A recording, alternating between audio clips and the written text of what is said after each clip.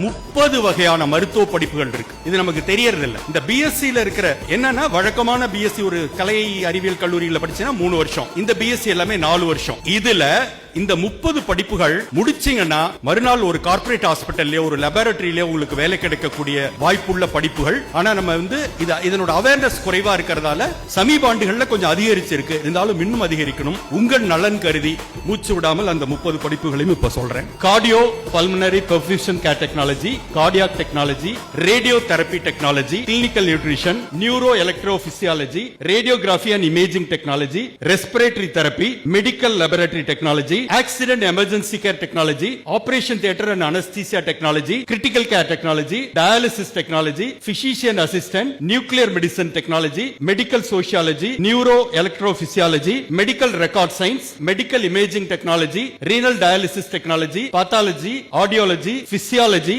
radiography, anesthesia, trauma care management, clinical nutrition, clinical research. இது எல்லாமே பாத்தீங்கன்னா கிட்டத்தட்ட ஒரு சர்ஜரியில் இருக்கிற டாக்டருக்கு ஒரு உதவியாளராக இருக்கக்கூடிய அளவுக்கான அந்தஸ்து வாய்ந்த சம்பளம், நல்ல சம்பளம் கொடுக்கக்கூடிய உடனடியாக வேலை வாய்ப்பு. அடுத்த இன்ட்ரெஸ்டிங்லி நம்மில் பலருக்கு தெரியாதது மீன் வளத்துக்கு ஒரு பட்டப்படிப்பு, மீன் வளத்துக்கு ஒரு பல்கலைக்கழகம் நாகப்பட்டினத்தில் இருக்கு. பிஷரிஸ் யூனிவர்சிட்டி, அதாவது முழுக்க மீன் வளம் சார்ந்து 4 வருட படிப்பு. இந்த பல்கலைக்கழகம் நாகப்பட்டினத்தில் இருந்தா கூட கல்லூரிகள் பாத்தீங்கன்னாக்க நாகப்பட்டினத்தில் ஒரு கல்லூரி, தூத்துக்குடியில ஒண்ணு, இங்க சென்னை பொன்னேரியில ஒண்ணு, பிறகு தலைஞாயிறுல ஒண்ணு. இந்த கல்லூரிகள் எல்லாத்திலுமே பிஎஃப்எஸ்சி அப்படிங்கிற பேச்சுலர் ஆஃப் பிஷரி சயின்ஸ்ங்கிற 4 வருட பட்டப்படிப்பு இங்க சொல்லி தரப்படுகிறது.